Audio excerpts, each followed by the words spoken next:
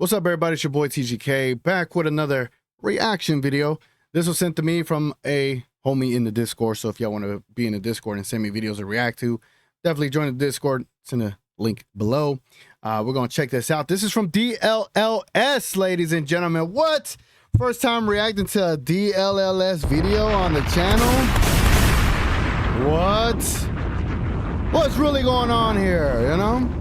Let's go ahead and check it out, man. Apparently Kevin Gray had a not a crazy moment, but like one of those impactful segments on the show today. And you know, hopefully it was something heartfelt, something that more Mavs fans need to hear. You know what I'm saying? So let's go ahead. Enough of the fluff. Let's get to the stuff. Again, this is the DLLS Mavs podcast. This is straight from a Twitter clip that I think Kevin Gray released. And again, the homie in the Discord told me it was pretty damn good. So let's go and check it out, man. That I found interesting in reading, you know, the last couple pieces that you have put together, which have been tremendous work on the ideas of how Nico Harrison got to this particular trade and moving on from Luka Doncic, is that, you know, the first words that Nico Harrison uttered when this trade went down and was official was that defense wins championships. And in a lot of ways, in reading your reporting and reading other reporting as this has gone on, like, we're getting a real serious window into the thought process and philosophical way that Nico Harrison goes about the game of basketball. And, you know, I put this out on social media last night, and I want to, you know, float it to you guys because it feels like the way that Nico Harrison believes the way that the game should be played, defense first, winning games and championships in that way. And obviously, it's been well chronicled that Luka Doncic is not a great defensive player. He may never be a great defensive player.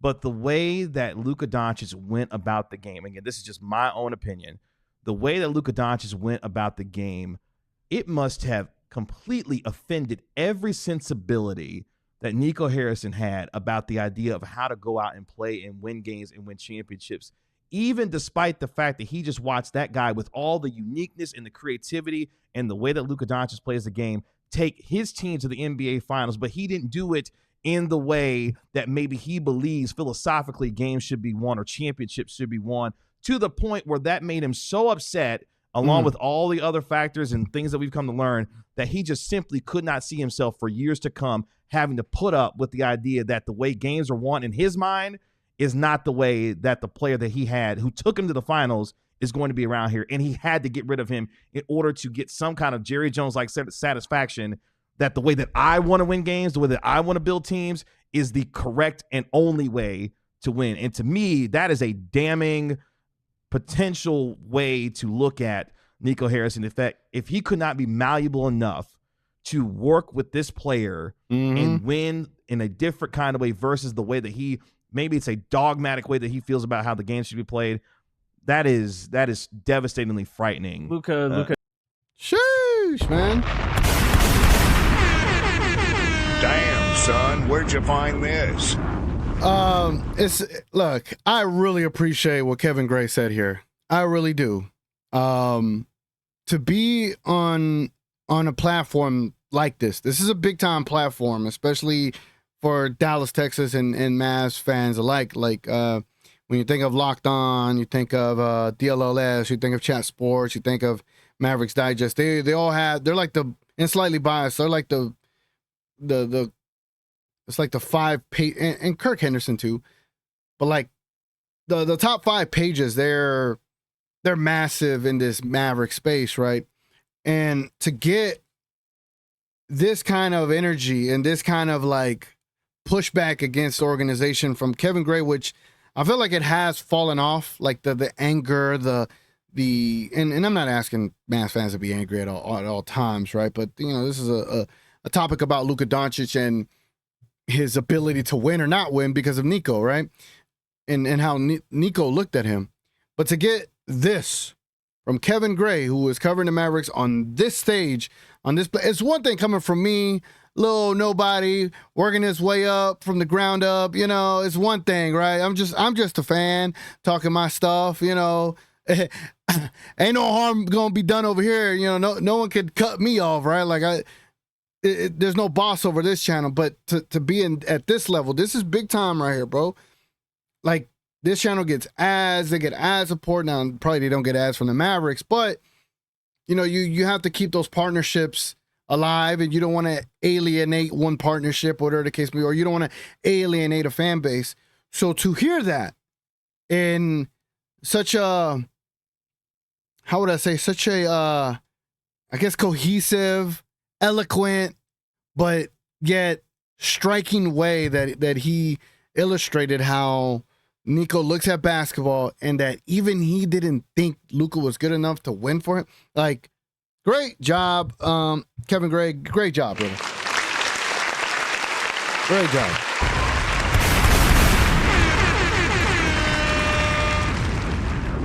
Now, this video is 5 minutes long, so we're going to continue and listen to it. Salute Tim Cato. I've played basketball with him before.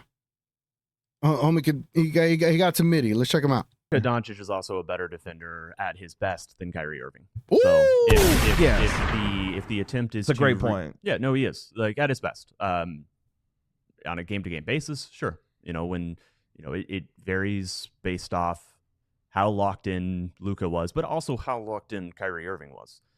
Someone who, at his worst, is a damaging defender. This was a thing that was known about both of them. This was still a top 10, I believe, 7th best defense after the trade deadline in the regular season last year. So I don't take that specifically. You know, trading for Anthony Davis, that is a defensive move.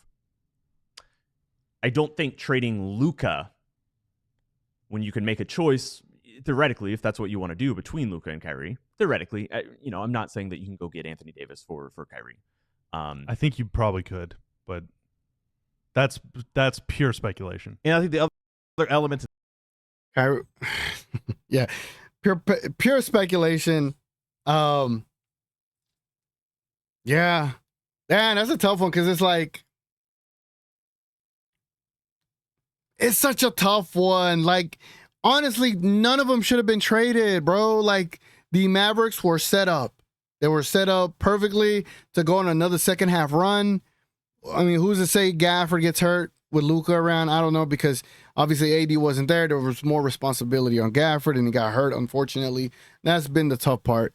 But who's to say if Luka was there, Gafford wouldn't have gotten hurt? You don't know. You would never know, right?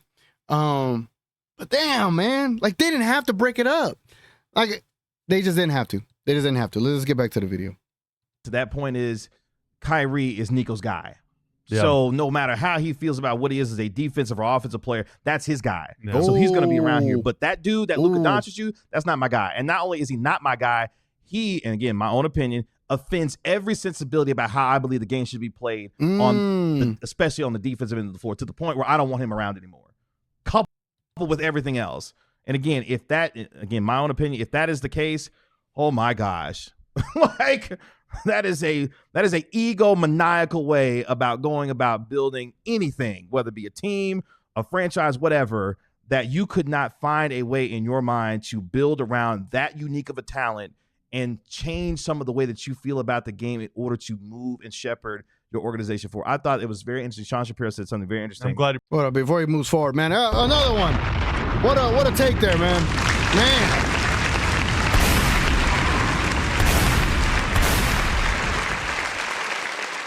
He said Kyrie Irving, regardless of how poor defensively he may be, that was still Nico's guy.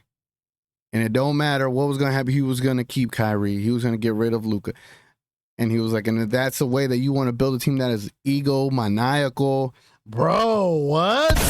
Damn, son, where'd you find this? Again, bro, you don't hear this every day. You do not hear Mavs podcast of this size to criticize the front office like that in that manner. That was refreshing to hear. I loved it. Loved it.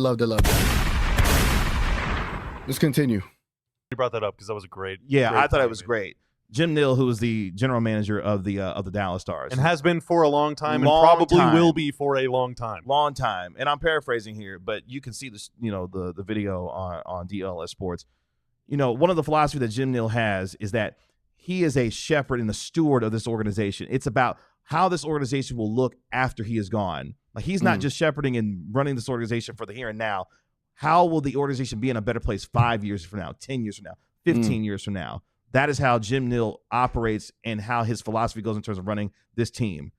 The way that Nico Harrison has gone about it, if we are to obviously believe and understand, if this is a window for him only to be here for a 3-4 competitive window that he is here, he has in so many ways, whether you agree with it or not, destroyed an entire franchise in his mind to create what is a championship window for him and him only. Man,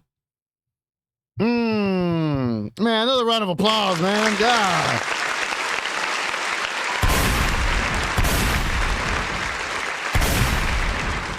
Kevin Gray, ladies and gentlemen, Kevin Gray of DLLS Sports for the Dallas Mavericks podcast that they run over there. What? That was great. That was great. And I know Kevin Gray sometimes gets a lot of pushback, but damn, there's no way you could be upset with that. That was amazing to hear. That was refreshing to hear. That is what needs to be said about this organization. For Mavs fans, bro. For Mavs fans. Like, it's truly unfortunate. But damn. It's like the more time goes by, the more Nico looks like he was totally the center of it all. He looks like he was the center of it all this entire time. And he was just feeding Dumont the information that he needed to feed him so Dumont could just go with it, because Dumont don't know nothing about basketball. You think Dumont's going to come up with those things on his own? No. It really is starting to look like more and more this is just a Nico thing. And that is crazy. Without cussing, because I was on the verge of like cussing. You know what I'm saying? Man, let me know what y'all think, bro. Let me know what y'all think. Did y'all like this take by Kevin Gray? What are y'all thoughts on DLLS Sports, the Mavs pod? Like I think if anything that segment right there helped that pod for sure. I mean, they're doing great regardless. It's a big conglomerate. Like these are big media. You know what I'm saying? Big media. But they're doing great regardless. But that was something that people are gonna be like, I like Kevin on that one. The Kevin kept it 100 on that one for sure. And I'm glad the rest of the cast was in agreement with him and so on and so forth. And Bobby Carella too. Bobby had a great moment when the trade happened where he called out Nico for joking on that first press conference. That was a great perspective by him as well. So the LLS Sports, they've been doing it up, man. Anyway, let me know what y'all think, boy. Let me know what y'all think. What was I gonna say, bro? Brother. Let me know what y'all think in the comments. It's been your boy TGK. Appreciate y'all watching. Hopefully y'all consider liking the video, subscribing to the channel, and potentially becoming a member of the channel. Anyway, it's been your boy TGK. Catch y'all on the next one. We out.